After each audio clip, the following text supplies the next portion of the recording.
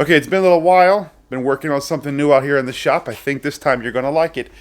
I've built an electronic soldering station slash toolbox. It's like a little front, made a little something on it.